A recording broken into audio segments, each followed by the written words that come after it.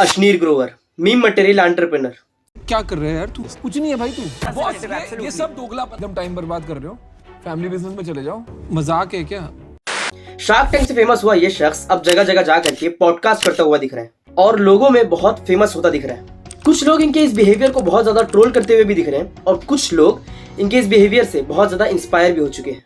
देखो भैया, साफ सुथरी बात सीधा मुंह पर बोलना, इसमें कुछ गलत भी तो नहीं है। इनफैक्ट शार्क टैंक सीजन 1 को इन्होंने इंडियन आइडल और इंडियाज गॉट टैलेंट जैसे इमोशनल ड्रामा शो तो बिल्कुल भी बनने नहीं दिया। साहब हम बहुत गरीब परिवार से हैं साहब, मेरे बच्चे नाखून पानी में उबाल के खाते हैं साहब। तो चलिए बात करते हैं अश्नीर ग्रोवर के बिजनेस लाइफ जर्नी के बारे में। मैं ना बिजनेस को बिजनेस की तरह देखता हूँ, ठीक है। और बाद में आ रहे जी इनका 500 रुपए का केस चल रहा है। वो टीवी पे भी कैसे पहुंच गया मेरे को अब थोड़ा लगता है कि पानी खराब था। बट मैंने लोन कम दिए लोगों को और लोगों से पैसे ज्यादा लिए, तो नेट मैंने 300 करोड़ रुपए रेज कर लिए जनता से। क्योंकि आईआईटी में घुसना इतना मुश्किल है, ठीक है। आपने अपनी मरवाई 2 साल 4 साल। अर्ली 2000 में अश्नीर ग्रोवर ने जेईई एग्जाम को क्रैक करके आईआईटी दिल्ली में अपने एडमिशन करवाया। पर्टिकुलरली इन्होंने सिविल इंजीनियरिंग की डिग्री हासिल करी और फिर इन्हें स्टूडेंट एक्सचेंज प्रोग्राम के लिए सेलेक्ट भी किया गया। 2002 में वो फ्रांस के national institute of science and Leone में एक्सचेंज स्टूडेंट के रूप में पहुंचे थे। ये ज्यादातर स्कॉलर स्टूडेंट्स का सपना तो होता है, मगर एट स्टार्ट इन्हें अपने ही जेब से खर्चा करना पड़ा था। उसके बाद फिर इन्हें 6000 यूरोस की स्कॉलरशिप मिली थी। फिर आईआईटी दिल्ली से ग्रेजुएशन कंप्लीट करने के बाद आईआईएम अहमदाबाद से इन्होंने अपनी एमबीए कंप्लीट करी। एट लास्ट 2006 में उनकी स्टडीज पूरी तरह से कंप्लीट हो गई। उसके बाद फिर वो कोटक महिंद्रा बैंक में काम करने लग गए। उनकी पोजीशंस भी बढ़ती चली गई। इनफैक्ट वो वहां के वाइस प्रेसिडेंट भी बन गए। 7 साल बैंकिंग सेक्टर में काम करने के बाद इन्हें बैंकिंग बिजनेस की आइडियोलॉजी भी समझ में आ गई। अब बैंकिंग सेक्टर वर्क कैसे होता है मैं आप लोगों को समझा देता हूँ। Number 1, checking accounts and saving accounts. Checking account is used for daily transactions and saving account is used for saving money. Number 2, loans and mortgage services. Banking sector का सबसे powerful business, interest from loans. अब loan business के भी 3 form होते हैं, चलिए मैं समझाता हूँ। So the number 1 is interest. Bank जो भी लोन प्रोवाइड करती है अपने कस्टमर को, उस पर वो इंटरेस्ट चार्ज करती है 2%, 4%, 5%, 10% का। नंबर 2, प्रिंसिपल्स ऑफ लोन, जो आपको पर्टिकुलर टाइम पे पर्टिकुलर अमाउंट पे करने होते हैं इंस्टॉलमेंट के रूप में, उसे कहते हैं principal. Number 3 is escrow payments. ये लिया जाता है बोरोवर से। बेसिकली बैंकिंग इसमें थर्ड पार्टी का रोल प्ले करती है। पैसा ही पैसा होगा। अब आ जाते हैं अपने तीसरे पॉइंट पे, वेल्थ मैनेजमेंट। वेल्थ मैनेजमेंट सबसे बड़ा रोल प्ले करता है बैंकिंग सेक्टर में। ऑलवेज डिपॉजिट्स एंड क्रेडिट्स को एनालाइज करना और उसको रिपोर्टेडली सबमिट करते रहना, ये सारा काम किया जाता है बैंकिंग सेक्टर में बैक ऑफिस के सेक्शन पे। Number 4 is providing credits and debit cards. Bank account open करते वक्त स्टार्टिंग में जो फीस चार्ज की जाती है उसी में कार्ड्स की कॉस्ट इंक्लूड कर ली जाती है। ऑन टॉप ऑफ दैट उस पर भी ये प्रॉफिट कमाते हैं। Number 5 is overdraft services. Overdraft services दी जाती है लोन्स के तौर पर। जब कस्टमर को अपने बिल्स एंड एक्सपेंसेस पे करने होते हैं और उसके बैंक अकाउंट में 0 रुपीज हो, तब बैंक ये मेहरबानी करता है और इस मेहरबानी का वो एक फी अमाउंट चार्ज करता है। पिछले 7 सालों में अश्नीर ग्रोवर ने 10 डील्स क्रैक करी थी कोटक महिंद्रा के लिए, जिसकी वैल्यूएशन है $3 बिलियन की। ये बात उन्होंने खुद कही थी जो स्टॉक्स में। और मैंने कोटक इन्वेस्टमेंट बैंकिंग में 7 साल बिताए, 10 डील पूरी करी, जिसकी कुल वैल्यू $3 बिलियन या 20,000 करोड़ रुपए थी। ये सारे स्ट्रक्चर ऑफ बैंकिंग बिजनेस इनके नस नस में दौड़ चुके थे और फिर पता नहीं क्या हुआ, इनका दिमाग चक्कर खाया, दिल से फिर टक्कर खाया। अपना खोपड़ी फिर चक्कर खा गया, दिल ट्रक के साथ फिर टक्कर खा गया। और फिर ये पहुंच गए 2013 में अमेरिकन एक्सप्रेस कंपनी में। वहां पर ये as a director of corporate development के तौर पर 2 साल काम किए। बट इन 2 सालों में इन्होंने फिनटेक कंपनी के पूरे मैनर्स को अडॉप्ट कर लिया था। हवाई बातें नहीं करूंगा, मेरे चैनल पर आए हो तो बिजनेस सीख कर जाओ।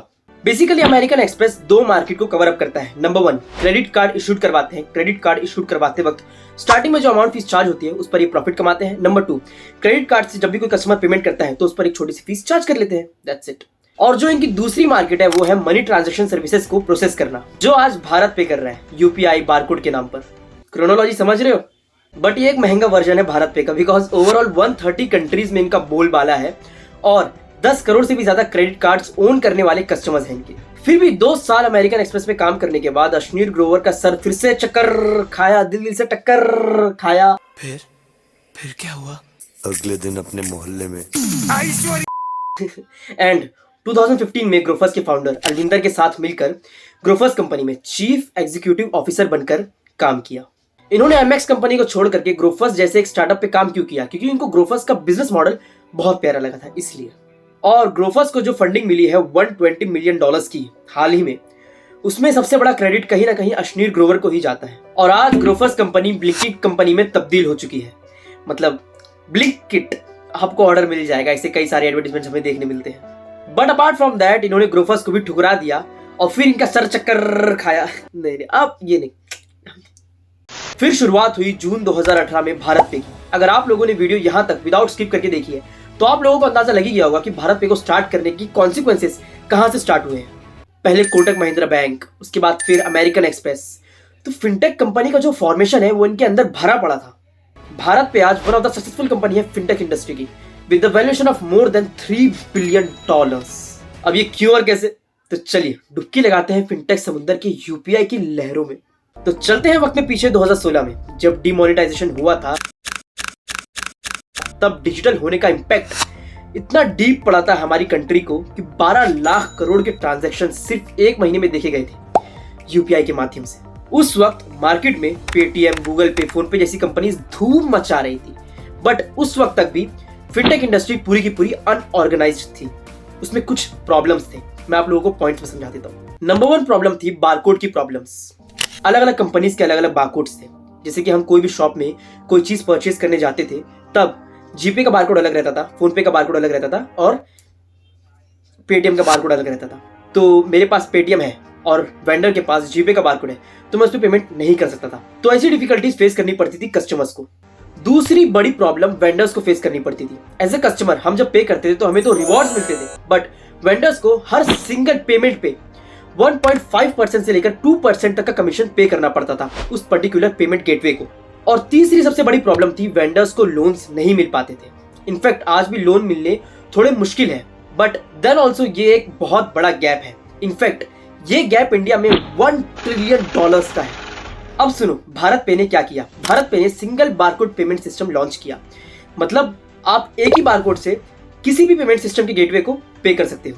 और जो दूसरी बड़ी प्रॉब्लम वेंडर्स को फेस करनी पड़ती थी, हर पेमेंट पे 1.5% से लेकर के 2% तक का कमीशन देना पड़ता था पेमेंट गेटवे को, तो भारत पे ने उस पर 0% कमीशन चार्ज करना चालू कर दिया। ये ले 0 ट्रांजैक्शन फीस, इसको लगाओ धंधा बढ़ाओ। हर वेंडर्स को इजीली वो चीज मिलने लगी और हर वेंडर प्रॉफिटेबिलिटी के साथ उसको यूज करने लगा। अब आप लोगों के मन में एक सवाल आ रहा होगा कि अगर 0% कमीशन चार्ज कर रहा है भारत पे, तो भैया वो पैसे कहां से कमा रहा है?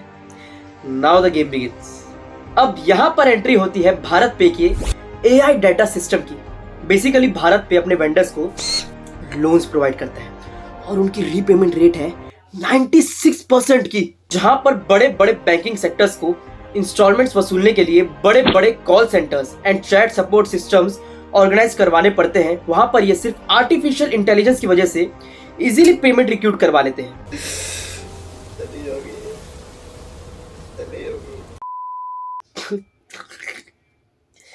बता देता हूं यार ये भी कैसे होता है, मैं हूं ना।